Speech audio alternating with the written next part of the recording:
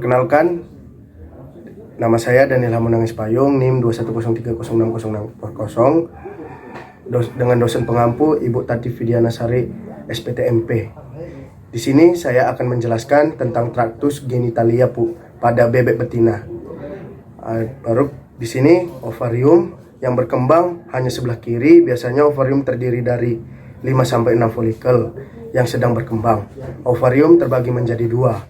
Yang pertama ada korteks bagian luar dan medula bagian dalam. Korteks mengandung folikel yang terdapat sel-sel telur. Biasanya mencapai sekitar 12.000, tapi hanya beberapa buah saja yang mampu masak. Oviduk adalah saluran tempat disekresinya albumen atau putih telur, membran kerabang dan pembentukan kerabang telur. Perkembangan folikel ovarium dirangsang oleh folikel stimulasi hormon atau FSH dari kelenjar pituitary anterior. Baru bagian oviduk.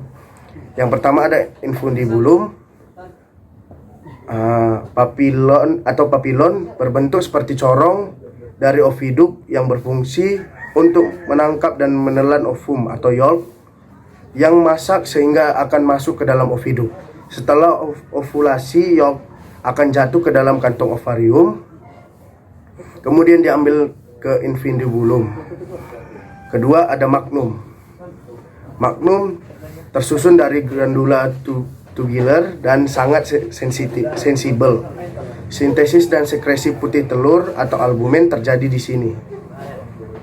Yang ketiga ada isthmus. Isthmus bertugas mensekresikan membran atau selaput telur. Kemudian telur berada di sini berkisar 1 jam 15 menit sampai 1,5 jam. Keempat, selanjutnya ada bagian uterus. Bagian uterus merupakan glandula kerabang telur. Pada bagian ini terjadi dua fenomenal, yaitu dehidrasi putih telur atau plumping, kemudian terbentuk kerabang telur. Yang kelima ada vagina. Vagina selama reproduksi telur atau kutikula ditimbun pada kerabang untuk mengisi sebagian pori-pori kerabang. Secara normal telur tinggal di dalam vagina selama beberapa menit, tetapi dalam keadaan tertentu dapat ditinggal beberapa jam.